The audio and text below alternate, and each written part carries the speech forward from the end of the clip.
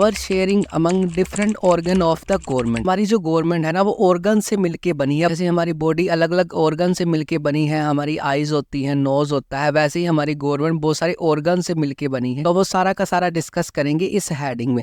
इस हेडिंग का दूसरा नाम क्या है? Horizontal power sharing. या तो आ जाए आपको एग्जाम में हाँ भी हॉरिजॉन्टल पावर शेयरिंग, या एग्जाम में आ जाए आपको कौन कौन से ऑर्गन्स में पावर डिवाइड है, तो आपने सेम ही लिखना है। तो basically there are 3 organ of the government, या दूसरे शब्दों में 3 organs in the horizontal power sharing. सबसे पहला ऑर्गन है लेजिस्लेचर, उसके बाद है एग्जीक्यूटिव और उसके बाद है जुडिशरी। इसको समझाता हूँ हाँ भी कौन से ऑर्गन का क्या काम है। जो लेजिस्लेचर होता है ना वहां पर हमारे इंडिया के रूल्स एंड रेगुलेशन बनते हैं। जो एग्जीक्यूटिव ऑर्गन होता है वहां पर सारे रूल्स एंड रेगुलेशन जो लेजिस्लेचर ने बना दिए लोगों तक पहुंचाए जाएंगे, मतलब लोगों के ऊपर लागू किए जाएंगे। तो इसका काम क्या होता है? एग्जीक्यूट लॉस, जो लॉस को इम्प्लीमेंट करना, लोगों को बताना हाँ भी लॉ बन चुके हैं। और last one is judiciary. Judiciary क्या करती है? अगर वो लॉज रूल्स एंड रेगुलेशन कोई नहीं मानता तो उसको सजा देती है। ये पनिशमेंट टू रूल ब्रेकर, मतलब जो रूल्स ब्रेक करता है उसको सजा देती है। तो ये कौन सी पावर शेयरिंग की टाइप है? हॉरिजॉन्टल पावर शेयरिंग, जहां पर एक ऑर्गन रूल एंड रेगुलेशन बनाएगा, दूसरा ऑर्गन क्या करेगा? जो बना हुआ रूल्स है लोगों को तक पहुंचाएगा, बताएगा, इंप्लीमेंट करेगा,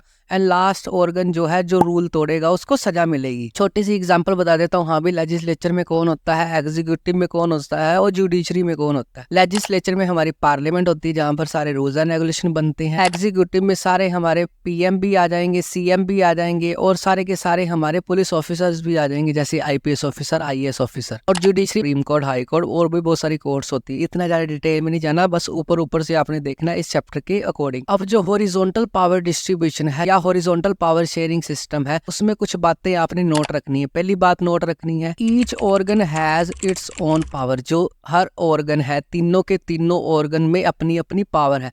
पहले क्या होता था? राजे महाराजे का राज होता था, वही रूल्स एंड रेगुलेशन बनाते थे, वही इम्प्लीमेंट करते थे, वही सजा देते थे, मतलब जो राजा के मन में आया वही करेगा। नहीं, पर आज के समय में रूल्स एंड रेगुलेशन अलग कोई ऑर्गन बनाता है, इम्प्लीमेंट कोई अलग ऑर्गन करता है, और सजा कोई अलग ऑर्गन देता है। तो ये सारा का सारा तीनों अलग अलग है, ताकि किसी एक बंदे के पास पावर ना हो भाई, सीधा सा मतलब है इसका। पहली जो नोट करनी थी बात समझ आ गई। दूसरी नोट करने वाली बात क्या है? Also check the power of others, या ब्रैकेट में लिख दो चेक एंड बैलेंस सिस्टम।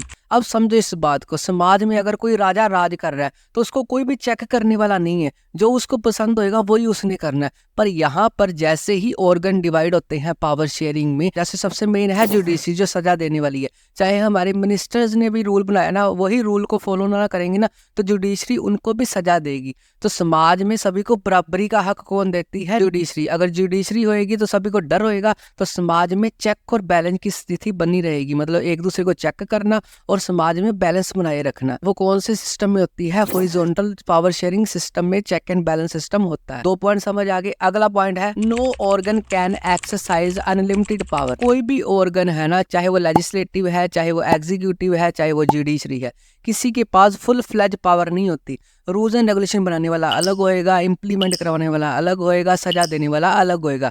अगर एक ही बंदे के पास पावर आ गई तो वो तो डिक्टेटरशिप हो गई। पर हम डेमोक्रेसी में पावर शेयरिंग की बात कर रहे हैं, तो वहां पर क्या है? किसी के पास भी अनलिमिटेड पावर नहीं है, हर एक ऑर्गन्स में बटी हुई है, ताकि समाज में बैलेंस बना रहे। ये तो थी हमारे ऑर्गन्स की पावर या हॉरिजॉन्टल पावर शेयरिंग। इसमें क्वेश्चन क्या बन के आता है? हॉरिजॉन्टल पावर शेयरिंग में पूछ लेंगे हाँ भी कौन कौन से पार्ट होते हैं, कौन कौन से ऑर्गन है, ये तीनों के नाम लिखोगे। और नोट वाली बातें, चेक एंड बैलेंस सिस्टम किसको बोला जाता है? हॉरिजॉन्टल पावर डिस्ट्रीब्यूशन को। बस जो मैंने बता दिया आपने वही याद रखना है, बाकी नोट्स में आपको सारा कुछ मिल जाएगा। फुल चैप्टर ट्रिक्स के साथ देखने के लिए डिस्क्रिप्शन बॉक्स में लिंक पे क्लिक करें